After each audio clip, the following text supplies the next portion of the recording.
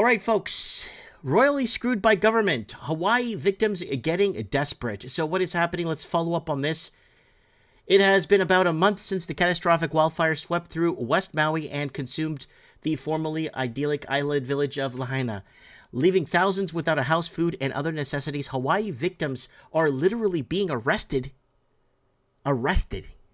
That means putting into custody and getting put behind bars. Getting arrested for visiting their own homes, and according to the locals, all governments are doing nothing to help. So we had a really good correspondent on the ground that's friendly to Mike in the Night from this area that was affected by this, that gave us the whole heads up about them shutting off the water. I'm like, nah, they shut off the what? You guys have a fighting chance to beat this at the beginning. And then the water got shut off. And then we had that whole ministry of department of whatever, green, whatever, and he was bragging how he shut the water off to save the world from climate change.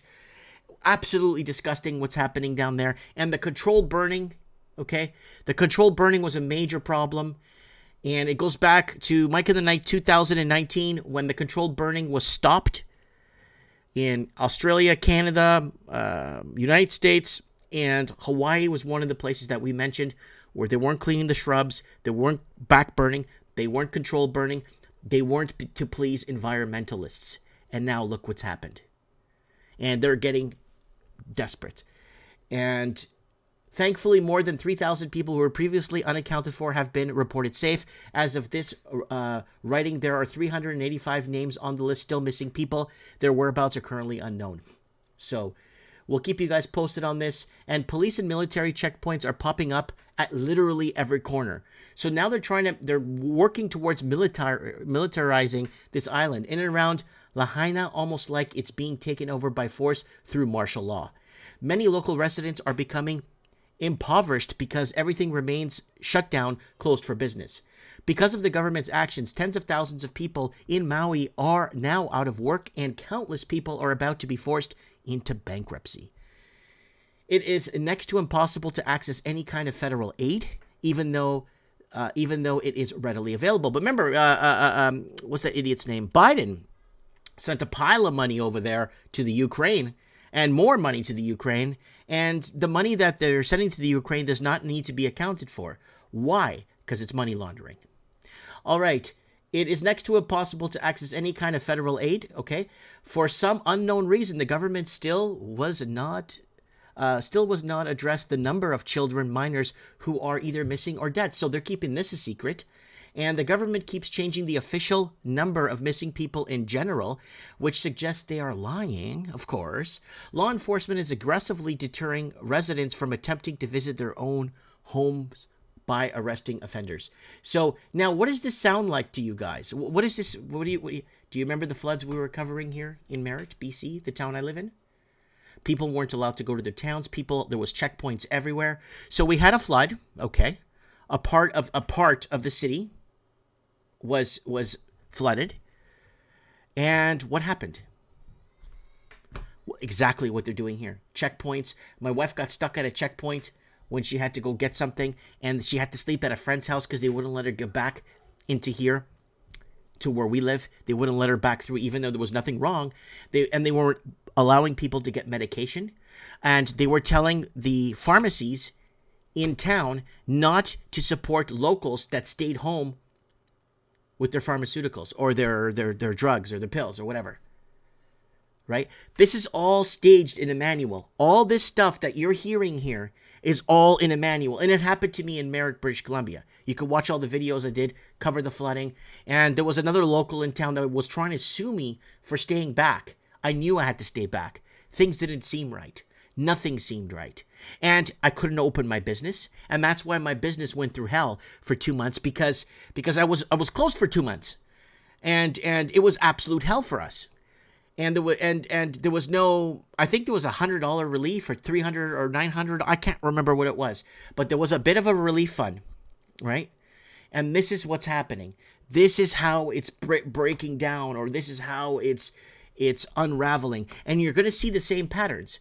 You go back to 2019 and 2020, the Australian fires, water got shut off, people couldn't open their businesses, and it was the same thing. Same pattern, all in the name of safety, but to bankrupt you, impoverish you, and make you homeless. Also in news here in the States, U.S. court orders Argentina to pay $16 million over oil firm takeover. The ruling wraps up a years-long legal battle waged from former YPF investors backed with the world's largest litigation finance provider. And former Baltimore mayor who was convicted of embezzlement is running for mayor again. Well, congratulations. Where's my clapping? Congratulations. These are the type of people you need running for office, because these are the ones that are going to run it into the ground. These are the ones that are selected, because nobody votes for these people. So former Baltimore mayor who was convicted of embezzlement is running for mayor again. And then Donald Trump forgets to pay something on a tax, or he files for bankruptcy or something. It's all over the news, front and center. And that's what Canada and Australia is hoping for, another Trump distraction, so they could go 4 more years on racist media and making stuff up as they go along. And parents, don't let your child's school district re-implement mask mandates because of some are once trying again. And we talked about lockdowns 2.0 a few months back. Nancy Pelosi announces re-election bid. Well, I don't think this is a re-election bid, guys. 83-year-old Nancy Pelosi has announced that she will be seeking another term in Congress for Democrats' attempt to win back the majority in 2024. No, Nancy Pelosi announces she wants to obviously rerun and get reelected for insider trading. Yes. So she wants to be reselected for insider trading. That's what she wants. Another couple of years of insider trading. And violent incidents involving large groups of juvenile delinquents reported in multiple states. And what's going on? Well, we had No Way Jose on the show. No Way Jose was actually breaking down what was happening with the teen takeovers in Chicago, Illinois. And he was sending us footage here on Mike in the Night, and he's been on Mike in the Night several times, of these teen takeovers. And again, it goes back to when you have nothing to lose, you're young, you see what's happening, you see how expensive it is to live, you see how, it's almost the education system has failed you, Big Pharma has failed you, your medical has failed you, your governments have failed you, your teachers have failed you, everything has failed you, your parents even have failed you. And people with nothing to lose, they start going on rampages, they start, just going off the handle and freaking out. Why? Because they got nothing to lose, right? So here it is right here, folks. Violent incidents involving large groups of juvenile delinquents reported in multiple states. On the evening of August 27, 3 separate incidents involving large number of juveniles in 2 states were reported. The incidents resulted in injuries, and the police made several arrests. Let's open her up here and see where it is. From Washington to California, massive violent incidents spread involving large groups of juveniles. These are teen takeovers, folks.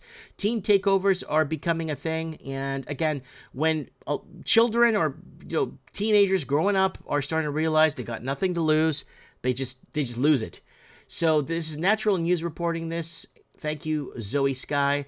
And around 4 p.m., August 27, officers from the Torrance Police Department in Los Angeles County and surrounding agencies were mobilized at the Del Alamo Fashion Center at 3500 block Carson Street. The officers were called to investigate what witnesses describe as a large group of juveniles who are fighting amongst themselves.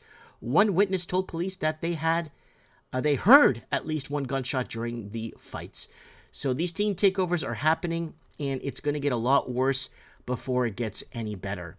And that's, there they are blocking off streets here.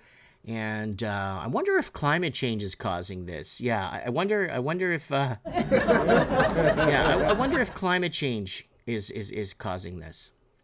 And somebody asked me, and I already had this geared up for tonight, New Mexico governor illegally suspends Second Amendment for all residents.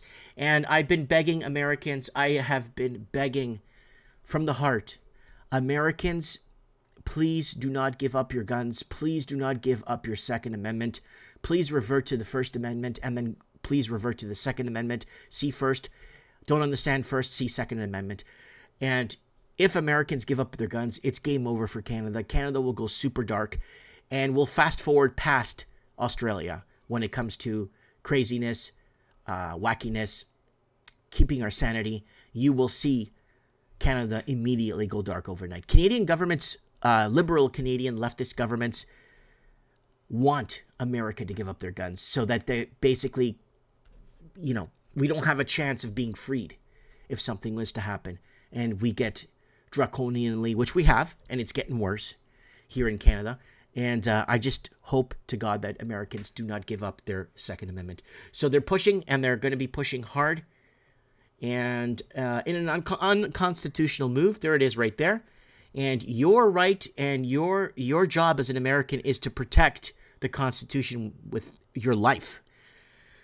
Democratic Governor Michelle Lujan Grisham has completely suspended the Second Amendment in New Mexico following a spat in gun violence in the state. So they're going to obviously have, scrimmages and people obviously losing it, right? Because look at the times we're in. So they could do these gun grabs, and you're gonna give up your freedoms to be more enslaved, to be more imprisoned. You're giving up freedoms to be more imprisoned, and that is a very dangerous sell-off or exchange. And says she is declaring a public health emergency, mafangulo, in response to the shooting deaths of a 13-year-old girl on July 28th and 5-year-old girl on August 14th and an 11-year-old boy on September 6th. This means that all residents are banned from carrying firearms, either open or concealed in Albuquerque and throughout Bernalillo County for the next 30 days, regardless of whether they have a permit. So they're going to go against.